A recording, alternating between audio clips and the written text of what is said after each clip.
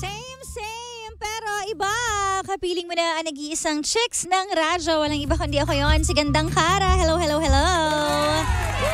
Aras po natin, 2:28 na. Yes, hapon na.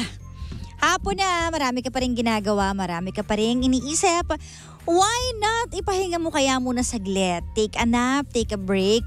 Kasi minsan may mga bagay na hindi na natin kayang kontrolin or hindi na kaya ng utak natin. Kaya kailangan ipahinga din natin bilang paggalang o pagrespeto sa sarili natin na wait lang, I need a break kasi ito yung kailangan ng katawan ko, ito yung kailangan ng isip at puso ko. Taray naman noon, lalim. But anyways, live na live po tayo on Facebook. Kaya naman, sa mga people ay out there, mga nasa biyahe, sa mga nasa bahay at mga walang ginagawa, puntahan nyo na kami sa Facebook. Click the Facebook app. Tapos hanapin nyo po ang Energy FM 106.7 para masaya tayong lahat. Ayan. At dahil dyan, eto na nga, pag-usapan na natin ang ating story kanina. The story of a relationship na parang hindi na pantay ang binibigay na effort at pagmamahal. Ayan. The story of Rosemary at ang kanyang girlfriend na si Vina. Rosemary and Vina ay pareho pong babae. So, ayan. By si Rosemary. Ayan. Hello, Vina. Sinong Vina ka? Si Vinasa. Grabe naman yun. Vinasa. Tapos ang apelido ko ay... Hindi ko pa na-upload yan. Upload ko nga mamaya. Fujiko. Fujiko. Vinasa Fujiko. I'm a Japanese. Arigatou gozaimasu. Arigato. Eto na nga. Si Rosemary, nakangati yung palad ko, friend. Ay, bulsa mo. Sana may mangya. For the money. Yung wala kang bulsa. Ano ba yan? But anyways, ito na nga si Rosemary. Nasa isang relasyon siya na super okay and super sweet for 3 years. Pero nagbago daw bigla yung partner niya. Tapos 3 years na, hindi pa rin siya pinapakilala sa family. Ang sakit nun para sa partner, no? Yung parang hindi ka ba proud sa partner mo? Hindi mo kayang panindigan yung partner mo. Yun nga lang, baka kasi hindi out. Kaya hindi niya nabanggit kung out siya. Hindi niya binanggit eh. Pero waiting siya, ibig sabihin, hoping siya na sana ipakilala mo na ako sa family mo. Diba? Uy, masakit yan. Alam mo kasi minsan, naranasan ko kasi twice yata ako na hindi ka pinakilala? Hindi ako pinakilala bilang jowa, bilang friend. Bilang friend? Oo. Friend lang? Nagpasko ako sa kanila, pero friend lang. Kasundo ko yung family niya, pero alam mo yung tigas-tigasan ako kapag nandyan na yung mga kapatid niya. Pero alam ng pamilya niya na kung ano kami, pero hindi namin maamin kasi siya eh. Siya yung panganay. So yung mga kapatid niya natatakot siya na baka pulaan siya na ay si Kuya Becky. Ganon. So ako nag-adjust ako for how many years. Oo. Yan nga lang, dumating din kami sa point na ganyan. Di ba siya dumating na sa point na parang na-question na yung pagmamahal, lalo na parang parang ikinakahiya ka. Oo. Tapos may nakakasamang iba, hindi maamin. Sino ba yan? Ayaw sabihin. So alam mo na, parang papunta na to sa wala na to. Di ba? Yun lang yung problema niya. Oo. Parang nag-hold on pa rin siya sa isang relasyon na hindi na worth it kasi hindi na pantay yung pagmamahal na binibigay nila sa isa't isa. So parang, alam mo minsan yung isang tao na hinihintay na lang na ikaw yung bumitaw. Oo. May ganun, di ba? Pero, na hindi masabing goodbye. So, paparamdam ko na lang sa'yo, bahala ka na kung gustong bumitaw o hindi. Kasi ganito yan Ako nung hindi ko makuha yung gusto ko na hindi ako pinapakilala, lahat ng pangit na bagay sa relasyon namin, nakita ko. Like, halimbawa, doon sa ako na lang lagi itong nag-a-adjust. Oo. Ang tingin ko sa sarili ko noon, ako yung the best. Tapos siya yung parang walang ginagawa sa relasyon. Oo.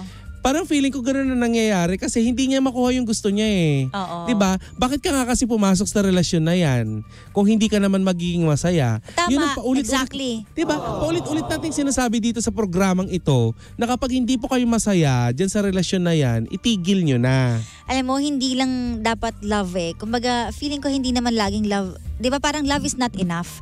Dapat happy ka din sa relasyon na meron kayo. Kasi paano mo matatawag na love ang isang bagay na ang bigat-bigat or madaming mga di ba? Parang Alam mo, Ang hirap itawid. may nabasa ko kamakailan lamang na kaya pala napakaraming tao ang nag-i-stay sa relasyon na hindi sila masaya kasi kailangan pa nila yung partner nila. Hindi man bilang mahal pa nila, pero dahil kailangan pa nila at nasanay na sila na laging nasa paligid nila yung partner nila. Kumbaga nabuo na nila yung mundo nila nang nandun yung magkasama. Oo, nasanay na sila. Kaya imbis na magpapasok sila ng ibang tao upang sa ganun. Oo, ito na lang. Kasi ito kaya ko pang tiisin. Yun nga lang, hanggat magsama kayo, magsusumbatan kayo kasi hindi mo nga nakukuha yung gusto mo. Totoo. At saka ang pangit na nag-stay ka na lang kasi ito na lang. Di ba dapat nag-stay ka? Hindi kasi gusto ko siya for lifetime eh. Siya yung mahal ko talaga. Dapat ganun yung reason eh. Ngayon, pag nasa relasyon ka. Ang tatanungin naman natin, ang pangalan nung nag-send? Si Rosemary. Si Rosemary. Ikaw, Rosemary, hanggang saan ang kaya mong isakripisyo para sa partner mo? Kasi kung hindi ka man niya kayang ipakilala, maaring merong mabigat na dahilan. Di ba? Maaring may malaking dahilan kung bakit hindi ka niya maipakilala. Yun ba, hindi mo ba kayang ibigay sa kanya yon? Sa ngayon? Kahit pa magpasahabang buhay yan, hindi mo ba kayang... Kaso may issue ng may nakakasamang iba. May nakakasama Kaya nagbabago ng iba. daw sa kanya. Oo, nagiging cold. Ganyan din ako nun, B. Hindi ako inisip ko kasi na, baka kayo hindi ako pinapakilala kasi may iba nang pinapakilala. Kahit friend, mapapraning ka din talaga kasi eh. Pero alam mo, kailangan mag-usap talaga sila. Kasi minsan yung puro akala, hindi pala kayo nagmamatch. Oo. Ay, mali pala iniisip mo. Puro assumption. So, kailangan talaga sa relasyon nag-uusap. Napaka-importante pa rin ng communication. And gusto ko yung sinabi mo kanina na ano ba ang willing mong isacrifice para sa relasyon na meron ka? Ikaw, ano ba yung pinaka Hindi pa ba? Ayan na naman tayo eh. Ako Ikaw, pa talaga tinanong mo. Hindi, in general. Hindi na tayo sa sariling Sabi mo kasi ako eh. Ikaw bilang ikaw si Sincerely Cara. Okay. Ano yung pinaka the best na pwedeng isakripisyo sa isang relasyon? Alam mo, hindi mo napipili yun eh. Kasi pag nangyari yun, kusa mong ilalabas yung sacrifice na yun na hindi hinihingi. Normally, ano ba yung Gagawin mo sinasakripisyo ng mga magkakarelasyon? Sige. Ayun ka na lang. Hindi talaga siya. Kahit kailan talaga si Ganda Cara, hindi siya naging handa sa mga tanong ko. Kaya nga buisit ka. Hindi, feeling ko, tanong ko, sagot ko, di ba? Siguro ang pinaka na pwede mong isakripisyo, siguro yung minsan sinasakripisyo natin yung respeto natin sa sarili natin. Ay, oo. Yan yung dapat hindi. Na minsan kahit na hindi sukang-suka na yung tao sa atin, ayan, ipinipilit pa rin natin ang sarili natin. Kahit na hindi na natin makitaan ng pagmamahal yung tao sa atin, umaasa pa rin tayo na balang araw, mamahalin pa rin tayo. Oo, tsaka yung feeling mo na kahit hindi na worth it, parang ikaw na lang yung gumagalaw, bakit nagsistay ka pa din? So parang, inaano mo ba yung sarili mo na, minamenos mo ba yung sarili mo na, hindi, kaya mo pa yan hanggang sa maubos ka. Bigyan mo din ng pride yung sarili mo. Bigyan mo din siya ng, hindi yung pride na ego na kumbaga itaas mo din yung sarili mo. Wag laging ikaw. Kasi di ba napag-usapan na natin itong nakaraan na may kapag halimbawa nanggaling ka sa ganitong klase ng relasyon na naubos yung pagmamahal mo sa ibang tao, mababurn out ka eh. Totoo. Tapos sa susunod na relasyon mo, mapipressure yung susunod mong karelasyon kasi hahanapin mo sa kanya yung hindi mo nakuha dun sa una mo naging karelasyon. Diba? Kaya sa mga ganyang klase ng relasyon na one-sided lang, hindi mo nakukuha yung gusto mo. Oo, hindi ka masaya. Oo, hindi ka masaya. Siguro wag na lang. Diba? Kasi yung itatagal mo pa dyan sa relasyon na hindi ka masaya na yan, mali mo makita mo yung perfect person para sa'yo. Oo, diba? Totoo. Alam mo kaya nga, diba, tinawag na relationship. Ibig sabihin, it's for two people. Yes. Diba? Commitment, it's for two people. Yes. So kapag yung bagay na yan, isa lang ang kumikilos, paano mo matatawag na relasyon? Correct. Ang bagay na yon, diba? Dapat dalawa ang lumalaban. Kasi pag wala mangyayari. Tignan mo si Daniel Padilla at si Catherine Bernardo. Chismis na tayo dyan. Diba? Naghati sila doon sa bayad ng Chevrolet Corvette. Nabenta na ba? Yes. Naghati na sila. Yan lang hindi natin alam kung na-receive na ni Catherine yung 3 million kasi hati sila. 6.3 million pesos yon. 'Di ba? sila nga nakakapaghati nga, di ba? It takes two to tango sa pagmamahal. Kung ikaw na ipapakilala mo siya sa magulang mo, hindi rin kita masisisi kung ikaw ay maghangad na ipakilala ka sa magulang niya.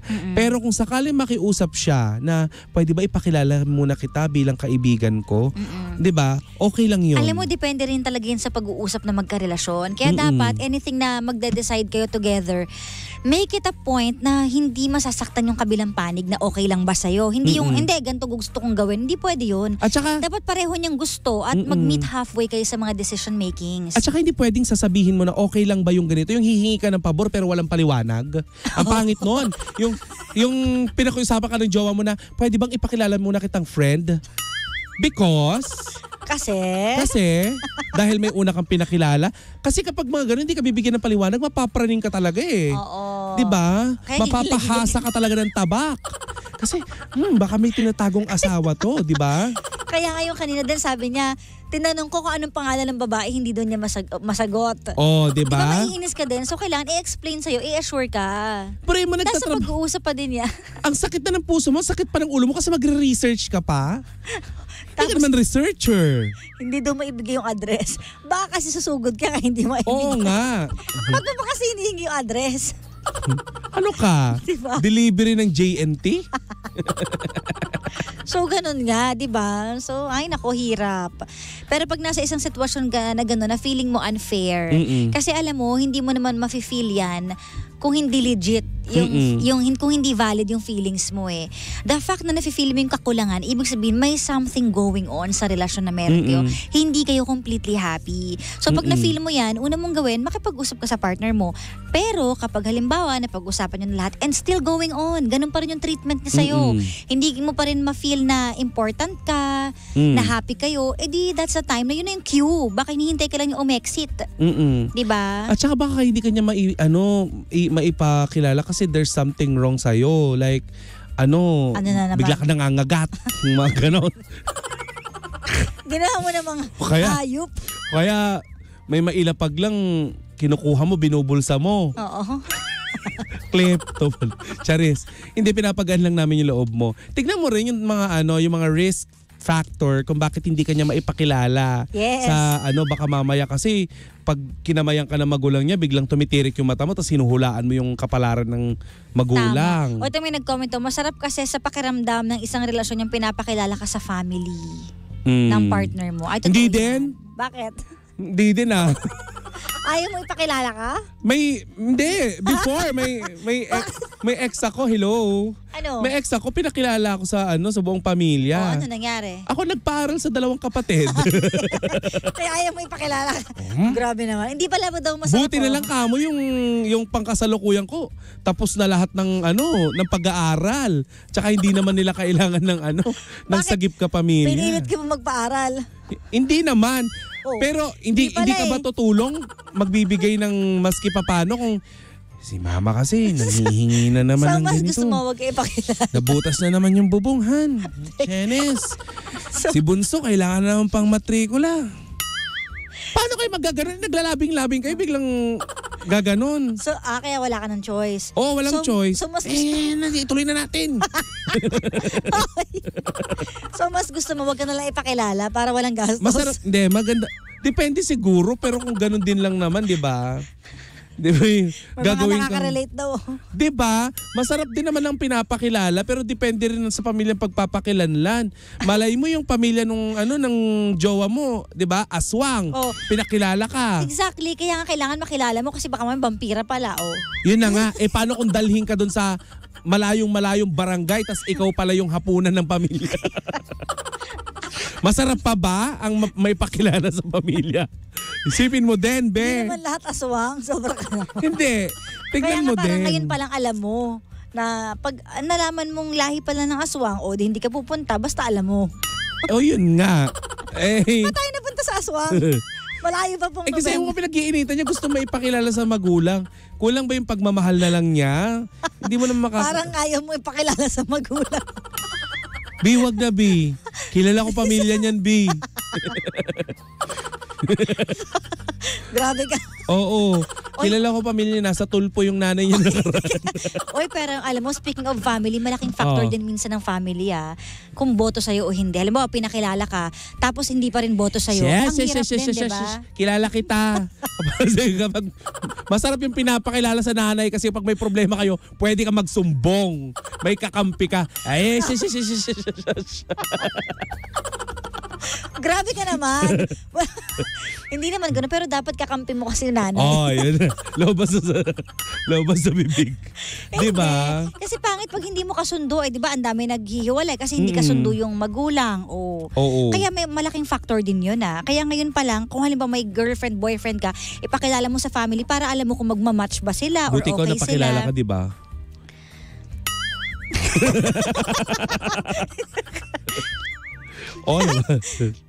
Okay. Napakilala naman. Oo. Anyway, ikaw, Vina. Doon naman tayo kay Lagi na lang Vina. ako sinisingit dito. Kay Vina naman, ikaw naman, ba't mo kasi hindi pinapakilala? Diba? Kahit friend lang muna. Malaman man lang niya kung sino yung pamilya mo, saan kayo nakatira. Diba? Baka naman kasi nililigaw mo yung jowa mo. Diba? Baka may reason din si Vina kung bakit, sabi mo nga baka hindi siya out, na bi siya. Baka mamaya Siyempre, hindi. At saka baka mamaya hindi mo rin matanggap yung pamilya niya. Oo. At may napanood ako dati sa TV series, yung buong pamilya niya, lahat sila, maliliit yung kinapusay height. Oo. Kaya yung hindi niya may pakilala yung jowa niya kasi nahihiya siya, kinahin niya yung pamilya niya. Pero huwag mo ikahiya kasi kapag mahal mo, hindi ka mahihiya dapat. Willing kang i-embrace lahat ng pangit sa kanya or ano man sa kanya. Talaga ba? baka pangit ka naman, tas sa akin ka naman. Willing yung embrace lahat ng pangit. Wala ako sinabi. Pero yun nga, maganda kapag halimbawa boto yung both families. Oo. Diba? Iba pa rin yung dating eh. Parang mas magiging maluwag yung blessing ng relasyon ninyong dalawa. Kapag alam nyo na aware yung family nung isa, aware yung family ng isa, tapos walang gulo, tanggap ng isang family, tanggap din ng isang family, maganda yun. Oo. Diba? Paano mangyayari kung hindi nga kilala? So, pakilala mo. Di isa kang blind item. Sino Sinetch ng jowa? jowa mo na with pinapakilala kasi makyoho ang bibig. Charing. Grabe naman. Diba? Oo. So, try mo din tignan. Baka mamaya kailangan mo mag-toothbrush. Ano masasabi mo, Nicole? Alam mo, Nicole, halika dito. Ikaw ang bumati nitong inabot mong papel. Ay, na bumate. Sige. Bilis. Bibigyan ka namin ng chance bumate. Oo. Sige, magkwentuhan mo tayo habang nagbabasa si Nicole. Ano na, Nicole? Halika dito. Tumakbo siya. Alam ko saan galing pabati na yan. Kay Estong na naman. Nananggaling na naman kay Melody Diary. Malalaman natin pag binasa. Oo. Tingnan natin. Ang mga pabati, dadakuan natin hatid sa atin na nag-iisang Nini ng radyo, Nicole. Nini siya ng radyo. Nini, Nicole. Hoy, iba. Iba ba? Iba. May istasyon yun. Meron ba? Oo. Sorry. Hindi ko alam. Sige na nga, Nicole. Nini. Nini. Hello po. Ayan. Ayan, binabati ko po lahat po ng KJ Team Puyaters. Munang gandahan. Ay, sorry. Papakute ka pa eh. KJ Team Mommy's Friday. Hello po. KJ Team Hope, Team Sabaw, Team Amiga, Team Beshi, Team Baby Love, Luzminda Squad, and pabati din po mula kay Ate Melody Diary. Diba? Sabi na Ate Melody Diary. Yung jowa mo, di ba babatiin? Wala siyang jowa. Ano mo siya? Wala siyang jowa. Sinets, blind item din. Ayun, binabati ko po lahat ng followers po na Hindi nga sinets,